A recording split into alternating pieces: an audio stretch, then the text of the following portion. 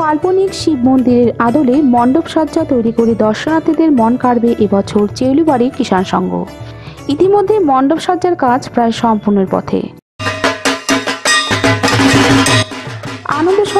আনন্দ সংবাদ। এবার পুজোয় দ্য মোবাইল স্টোর আমবাড়ি বটতলা নিয়ে এসেছে ধামাকা অফার। মোবাইল কিনলে হাতে আকর্ষণীয় উপহার, আর উপহার একটি দুটো নয়, একসাথে চারটি। দ্য মোবাইল স্টোরে পেয়ে যাবেন বিভিন্ন নামি দামি কোম্পানির মোবাইল ফোন। সহজ কিস্তিতেও পাওয়া যাচ্ছে মোবাইল ফোন কোনো অগ্রিম টাকা না দিয়ে।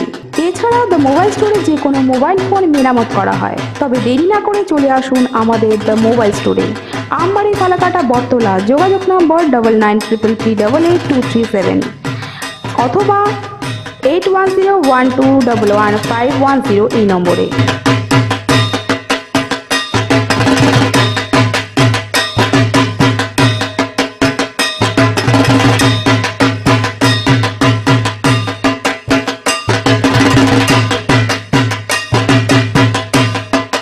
রাজগঞ্জ ব্লকের শিকারপুর গ্রাম পঞ্চায়েতের চেউলিবাড়ি কিষাণ সংঘ ক্লাবের 61তম বর্ষে দুর্গাপুজোর মণ্ডপ তৈরি করা হচ্ছে কাল্পনিক শিব মন্দিরের আদলে। পুজোর বাজেট করা হয়েছে প্রায় 5 লক্ষ টাকা। পুজোর কদিন বিভিন্ন সাংস্কৃতিক অনুষ্ঠানের আয়োজন করা হয়েছে। এছাড়াও দুর্গাপুজো উপলক্ষে পুজোর শেষে মঙ্গলবার এক বিশাল মেলার আয়োজন রাখা হয়েছে।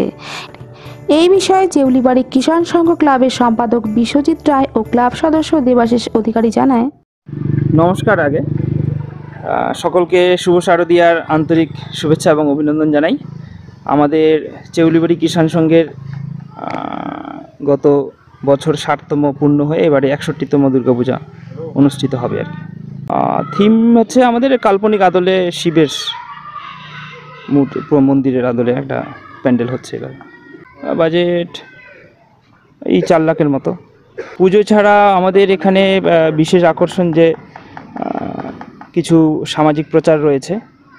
বৃক্ষরোপণের থেকে শুরু করে আমাদের বাচ্চাদের নানা রকম অনুষ্ঠান রয়েছে, অঙ্কন প্রতিযোগিতা রয়েছে, আবৃত্তি অনুষ্ঠান রয়েছে, সঙ্গীত অনুষ্ঠান রয়েছে।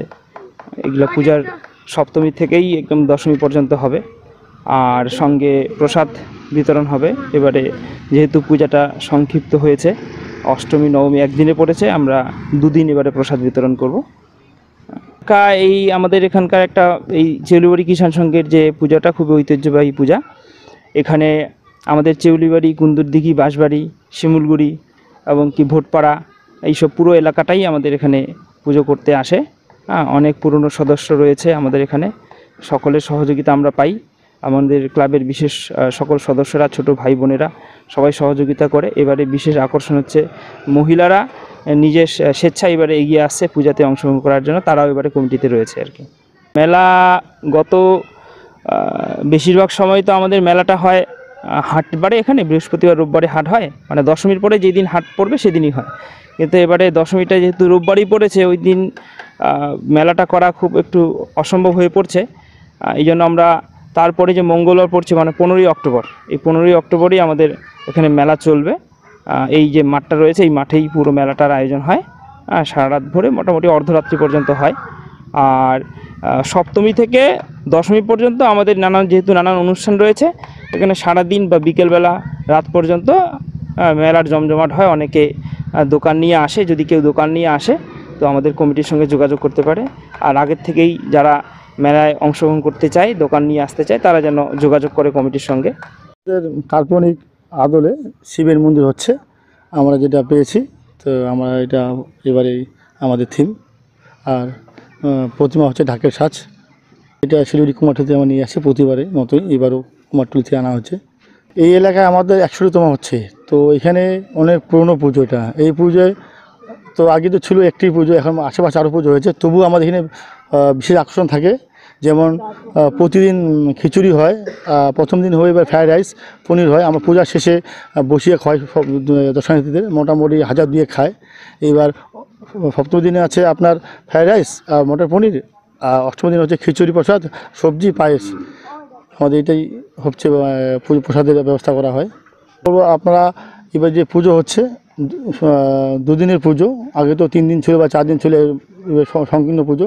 তো সবাই আসবেন, এই আনন্দ সহকারে দেখবেন, এত সুষ্ঠুভাবে দেখবেন, সবাই যেন ভালো মতো দেখতে পারে, সবাই সুস্থভাবে ঘুরতে পারে, এই আশা রাখবো দর্শকদের কাছে। এবং আপনারা সবাই আসবেন আমাদের এই পুজোয়, সবারই আমন্ত্রণ থাকলো।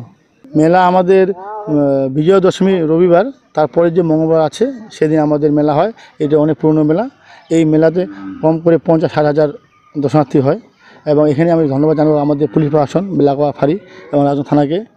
ওনারা খুব সহযোগিতা করেন এবং আশেপাশে যারা আছে আমাদের গ্রামের সদস্যগুলো সহযোগিতা করেন।